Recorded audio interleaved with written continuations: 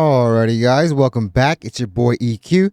And up next we have UMG hitting Drake with a very ominous warning after his lawsuit amendment over Kendrick Lamar's Super Bowl performance and historic Grammy night. And Conan O'Brien definitely better watch out because he's probably next to be named in that lawsuit for that joke at the Oscars if it hasn't already been added. Because it obviously seems that Drake and his team of attorneys were not fazed by UMG's motion to dismiss what they called a very frivolous lawsuit and escalating the suit even further with this amendment. But tread lightly, because if anyone is going to have any intel that would confirm Drake's alleged hypocrisy, it's going to be UMG, and the way they've been talking, their confidence is definitely through the roof. And honestly, when someone tells you, be careful what you wish for, man, I would put a little more stock into that. Because Drake may be intending to expose the system only to expose himself as the biggest perpetrator of the very things he's claiming other people to be doing. I saw one Drake stan say Drake is calling their bluff and for UMG to show their cards, but be very careful because you may not like the hand that was dealt. So enough dilly-dallying, let's jump right into the article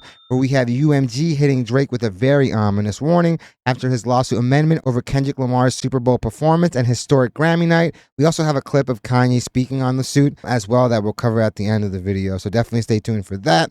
But man, sometimes an overzealous attorney can be just as bad as having a bad one. Alright, so over here we have the article. Drake updated his lawsuit against Universal Music Group with new arguments and the company isn't happy about it.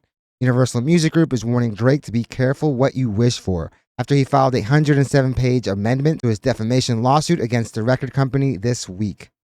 The company hit back at the Toronto rapper in a statement obtained by Music Business Worldwide on Thursday. In their statement, UMG began by suggesting that Drake's legal team is manipulating him. Drake, unquestionably one of the world's most accomplished artists and with whom we've enjoyed a 16-year successful relationship, is being misled by his legal representatives into making one absurd legal step after another, they wrote. Like I said earlier, having an overzealous attorney can be very dangerous, which is wild because these attorneys, if I'm not mistaken, definitely have some major cases under their belt, but something like this is obviously something that really propelled their careers to the next level. I mean, just look at what the O.J. Simpson case did for Johnny Cochran. An already very successful lawyer turned into a superstar.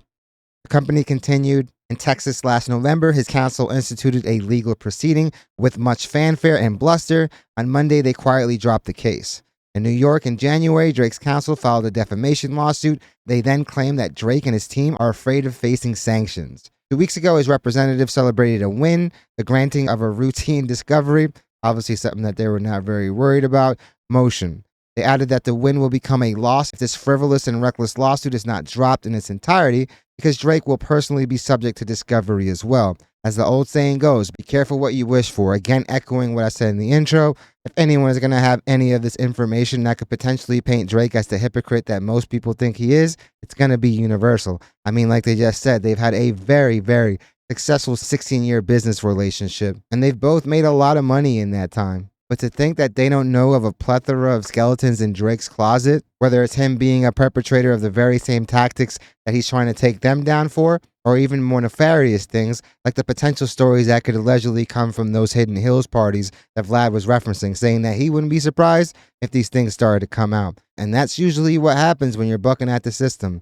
And with the way UMG is speaking, it's only a matter of time before the floodgates and all this information gets exposed. Both the Texas and New York proceedings are an affront to all artists and creative expression, UMG concluded. Should his legal representatives senselessly keep the New York lawsuit alive, we will demonstrate that all remaining claims are without merit.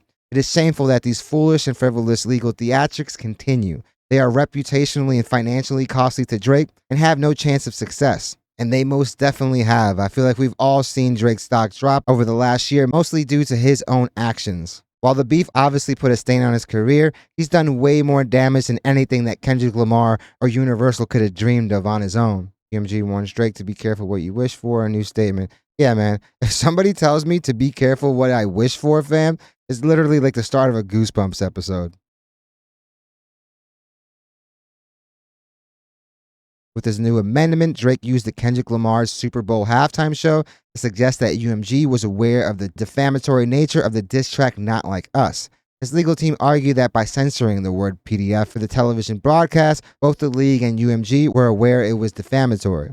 And guys, that wasn't the only word that was censored. This is network TV's biggest event of the year and literally the most watched event on the planet. So if you're going to argue that, you might as well include all the F-bombs and all the other cursing. The filing also brings up the Grammys, where Kendrick Lamar took home multiple awards for the hit song. Drake's team argues that the Grammys YouTube page cut a moment where the crowd sang the lyrics when they uploaded clips from the ceremony. You guys remember that clip? It was very telling how the industry feels about the whole situation with the part of the song that they use. Obviously, the most scathing part. UMG is very, very confident. Like I keep saying, if anyone's going to have any knowledge of Drake allegedly doing the same thing he's claiming others of doing towards him, it's going to be them. Even in their motion, they've referenced MkII, saying that Drake used these very same tactics on them. And honestly, a lot of people felt that way while it was happening. And not only were people saying that the record was artificially inflated and being pushed heavily by the label, but Drake was also using social media to clown on MkII. And honestly, Meek's career has never recovered to where it once was. Over here, like I said, we also have Kanye speaking on it. He had a post first. I have to show Drake love for going at the machine. This is a very special moment in music history. For some reason, I felt like I was on Drake's side concerning the situation. Now here's over 100 pages to show why. Drake goes on to link the documents, obviously. And the thing about Kanye is that he was in the very same position that Drake is right now. He was once the golden boy of Universal, benefiting from these very same things that both of these superstars have. And both of them have recorded probably the two biggest crash outs in music history at this point. Most of the damage done to their reputations was done at their very own hands. These people are obviously just allergic to accountability and will never admit to any wrongdoing and just continue to point the finger at everyone else instead of the person they should probably be blaming the most, themselves. So let's jump into the clip. I'm so happy right now, understand with this UMG, Drake, Kendrick situation, Super Bowl, Grammys.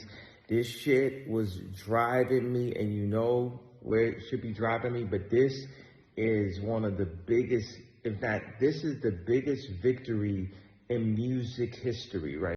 We can't call it a victory yet. And with the way Universal's talking, it seems like they obviously know something that we don't know. The true nature of the system and the fact that, yeah, Drake has allegedly benefited from the same thing for over the last 16 years, and they have all the receipts, because obviously they would have been involved. So I doubt they really want to expose all that just yet anyway, because then you expose the system, at least to the general public, because it's not like these stories and these details have really been secret. Coming from somebody that's been signed for the last 5 years, we hear horror stories every day. Kanye's acting like this is a slam dunk and they won the case already. Right here. I'm never finna call Drake out of his name. I'm team Drake 100%. And give it a week. Kendrick and team all of us. Like Kendrick need to be going at UMG at this point. This is what I said in my version of... At least he's trying to be impartial, but just a week ago, he was clowning Kendrick. And I give it another week before he's clowning Drake about something. Like that. I said, Lucien, lifetime deal. Like, let's stop aiming. That was a savage deal. That's all. But you signed it. Bro, you have no idea. Everything is worth everything for a moment like this where we stop going at each other and we go at the slave masters. I get where he's coming from, but at the end of the day, he chose to sign that deal. A lot of people will sacrifice their ownership for the bag up front. He's obviously regretting his deal. If you guys don't know, he basically can't retire from music. But I'm pretty sure his lawyers notified him of that, and he understood that going in. As far as Drake, it's not the first time that he's picked a bag over ownership. If you guys don't know, when Spotify was first gaining traction, they actually talked to a bunch of artists and were willing to give equity in their company. Drake obviously chose the bag, and the people that cultivated those relationships with Spotify were the labels. And now look at the situation they're in. But I get it. These deals do suck. My deal isn't the greatest either, but I chose to sign it because of the opportunities it afforded me, and honestly, it has been a net positive. I've cultivated relationships that I probably couldn't have without them. But Universal is talking very confidently, and a lot of it could be obviously to intimidate Drake and his team, but I'm going to say this again for like the millionth time. If anyone is going to know about any of these tactics that Drake has been using, it's going to be the people that have been behind his success for the last 16 years. And I don't think they're trying to go out of their way to expose any of this stuff, because then you're letting people in on how the sauce made, as if people couldn't do a Google themselves, but most people won't do a Google and search these things and these tactics that have been around basically forever. But if Drake takes it there, obviously they're ready to expose all his details and quite possibly nefarious skeletons to make an example out of him. And if someone ever told me to be careful what I wish for, I'd pretty much take their word for it and try to distance myself from them. But definitely let me know what you guys think. What do you guys think about this whole new Drake amendment? What do you guys think are his chances with this case? Drake's arguments already took a hit when it was pretty much agreed by both parties that Spotify had no wrongdoing and weren't botting any of these Kendrick streams. Something that I'm pretty sure is going to be used in this case, which is obviously going to make it weaker. And also let me know what you guys think about UMG's ominous warning to Drake to just seesaw this stuff before things get out of hand. Because while Drake could expose certain things, UMG could definitely expose their fair share of stuff as well. So definitely let me know what you guys think. Definitely hit the like and subscribe button, guys.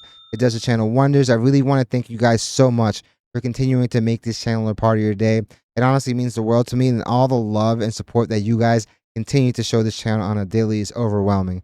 So I really want to let you guys know how grateful I am for all of it. Definitely looking forward to what you guys have to say on this situation. Like I've been saying the past 2 videos, I am in the process of getting the Discord set up. I've been talking to a few people that have been recommending me open up YouTube memberships and maybe a Patreon. So I've been doing my research on that. But definitely let me know in the comments if you guys have any opinions on that stuff, and quite possibly any things you'd like to see in those tiers. But I definitely hope you guys love this video, and I hope to see you guys soon. It's like that old country record, fam. You gotta know when to hold them.